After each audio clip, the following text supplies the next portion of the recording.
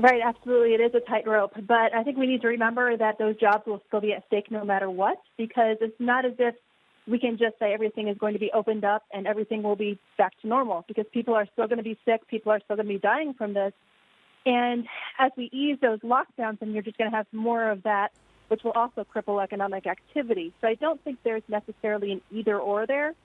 I don't think anyone wants to stay in a lockdown. I certainly am feeling the stress myself as a scientist and a mother of three that's locked down at home. But what we really need to get out of this safely are additional tests. And so I know Trump has promised those. He's promised those for well over a month now. So I really do hope that that will be happening this time, so we could increase testing, work on using testing and contact tracing and more targeted isolation of patients and quarantine of those exposed, to use this as a strategy instead of staying in the lockdown and mitigation situation, because I know certainly no one is happy with that, including scientists. We would like to get out of this too, but we would also like to get out of this a little bit more safely than just simply reopening everything.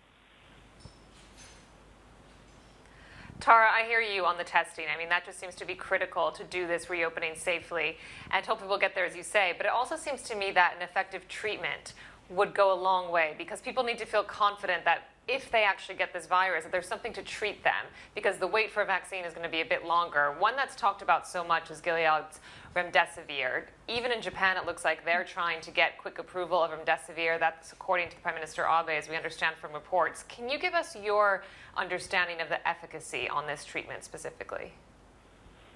Yeah, and I'm wondering what they're basing that on, because, of course, the reason that this is being looked at is we heard anecdotal reports out of China and elsewhere early on that they'd had some success with this, that they're using it to treat patients and it was seeming to help. But in clinical trials, that at least the data that have been released so far, it hasn't really been promising. It hasn't really shown a lot of efficacy in either aiding survival or other factors that they've looked at to date. So I'm not sure where Japan, what data they're looking at to approve that.